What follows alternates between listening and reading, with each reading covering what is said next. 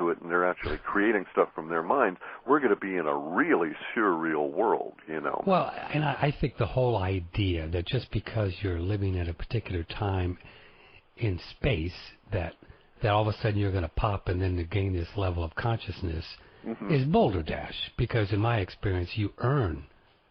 Yeah, you got to work for it. You work for it. So right, this idea that something's going to come down and pop people and lift them up to heaven and all that, it's nonsense in my opinion. Yeah, it's one of the mental traps. Yeah. Yeah, come on. You know, we work for it all, do we not, Clif? I believe so. That's been the my whole experience. Point. Yeah. You know, like my experience is that when we give 100%, God, if you will, gives the rest. You know, we got to give it all, and then things happen. Yeah, and you have to harmonize with universe. Would be how I would put it. Yeah. When you do and get up off your butt, well, hey, then you can get something done. Things work. Then you get some different and interesting creation. Yeah, it's a shame the God word is not even, you can't even use it anymore. You know, it's been so overused, and people have these ideas and all these weird ideas about God. The context. Yeah, it's tough, man. Yeah, and look, and the context lead us to the control mechanisms and back to the whole war business. And, my God's better than your God. And you need me to contact God, and then, by the way, it'll cost you $20. Yeah, exactly. Yeah. Or even worse than that, it'll cost you the energy of control. You must be subservient to me in order that I do this for you because I'm the great conduit to God. Sure, and look what many of us went through early on, that we had to confess our sins to a man behind a screen to get God's forgiveness.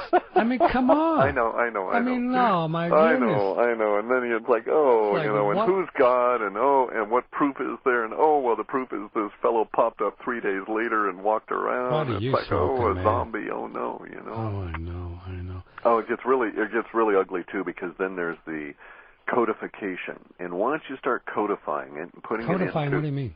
Religion, putting a religion into any of the aspects of religion where they codify it and they say they attach it to ritual, then that's when they've got you, because Ike is probably correct, and I know that there's evidence that there's a frequency issue going on. Let's stop for a second and consider the energetic view of the world. If indeed, as I'm saying, everything is created continuously 22 trillion times a second at various different frequencies. 22 trillion times. You've said that a couple times. Where does that number come from? That's just the way it is. No. Well, that's a number that's been determined and calculated by various different means in ancient times, and has come down through us through Taoist literature and through some of the yogic writings, as well as others. It's also come out of the mystery schools of the ancient Egyptian type, which are at the core of the Illuminati, okay? Ew. And the 22 trillion times a second number has also been validated by modern science when NASA went on a hunt about 20 or 30 years ago for the fastest vibrating things they could find, and they did some calculations actually to validate Avogadro's number and the use of hydrogen atoms as the vibratory signature of hydrogen atoms as a signal in outer space. And they actually found that there's a particular star they found that vibrated 8 trillion times a second. That was the fastest thing they found. Wow. And then they did the math and discovered to themselves that the only reason it could vibrate at 8 trillion times a second was that it was this tertiary three-phase kind of a thing, and so it would have popped off at about 24 trillion times a second.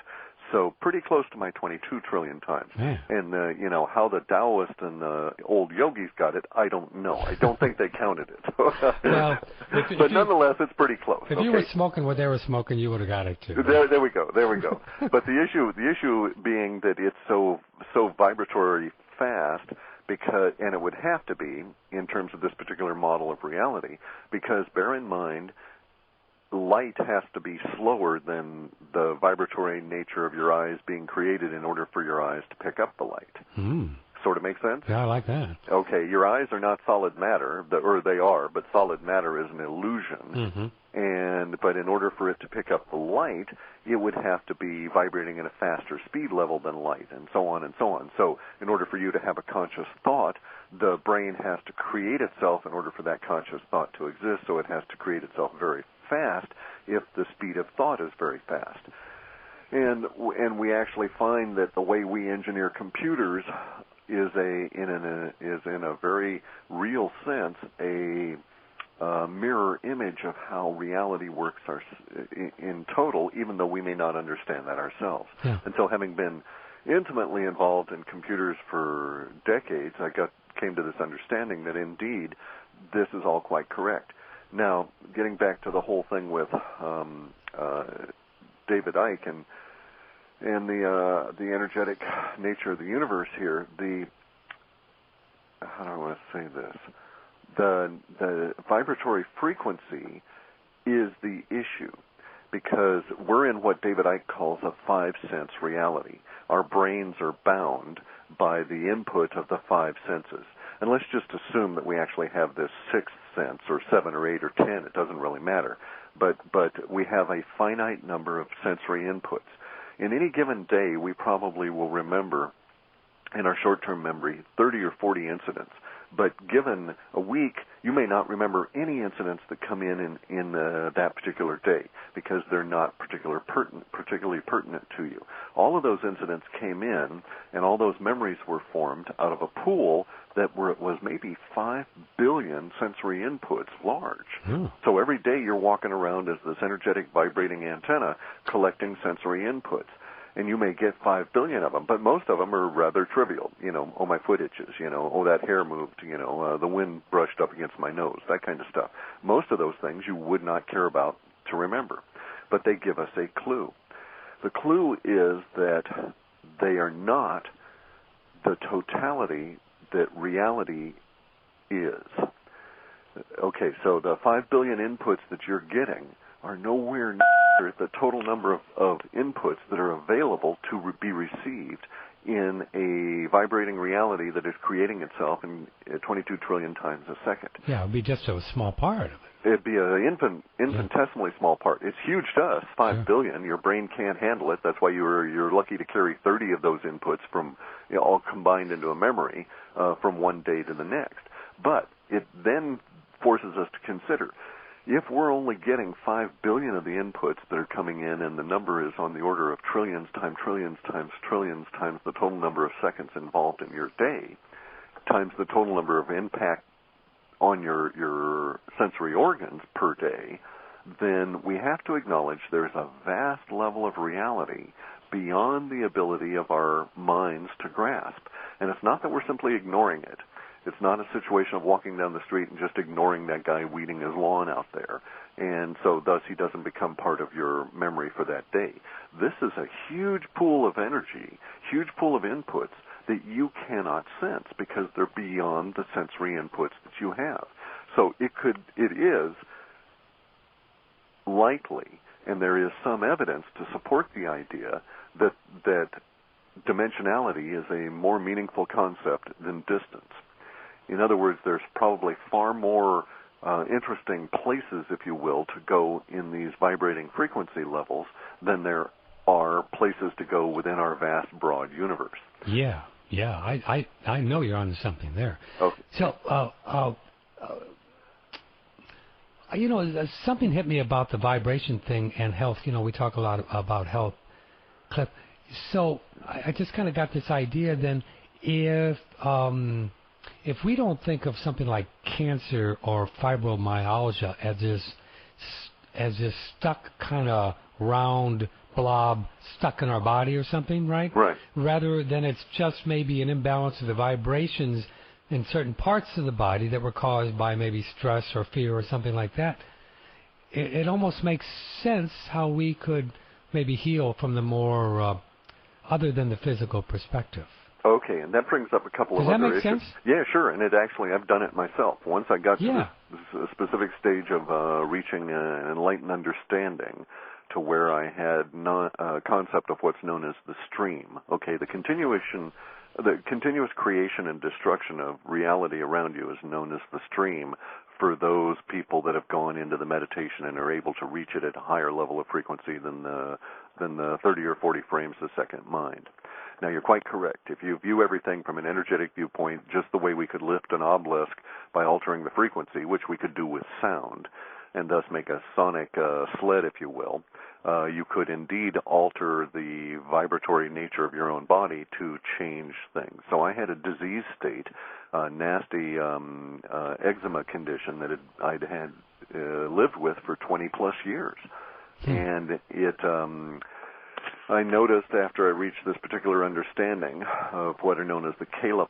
The Clif is the indivisible unit of energy that it's just a word that they use in meditation that derives from the time of the Buddha. And it refers to a common understanding of an energetic universe, and that is what is known as the indivisible unit. It's the ultimate pulse. It's all the way down to the lowest level. If you become aware of this in a specific mindset, then you're sitting there and you're thinking, like I am, you think, okay, well, what can I do with this knowledge? After, of course, the big blinding flash and interconnected with everything and all of that kind of crud. Well, one of the things I decided was, well, I don't like this eczema much, it's debilitating, so let's get rid of it. And so I sort of sat there in a meditative state, and instead of doing regular kinds of meditation, I allowed my consciousness to shift around until I found the area within consciousness that appeared to be the vibrational frequency area of where the eczema was being created, because I knew that it was, if my body was being continuously created, then I was continuously recreating 22 trillion times a second the eczema as well. Yes. Okay, and also, by the way, our bodies are not small. They're quite large, the energetic bodies. The material condensate, the thick energy that becomes matter, is relatively small. But my body itself at any given time might extend out what we would measure 60, 80 feet. But that's a side issue. But anyway, so I'm sitting there in meditation. I was actually sitting in this hammock chair, so I wasn't connected to the ground or anything. I don't think that was pertinent. But in any event, so I'm moving around in my consciousness, shifting it around, and finally, and I'm not, and this is consciousness in what we would think of as the brain area, not the regular rest of the body. In any event, I found an area where there was this, what looked best to describe it as lumpy cottage cheese. And so I used my mental hands and smoothed it out.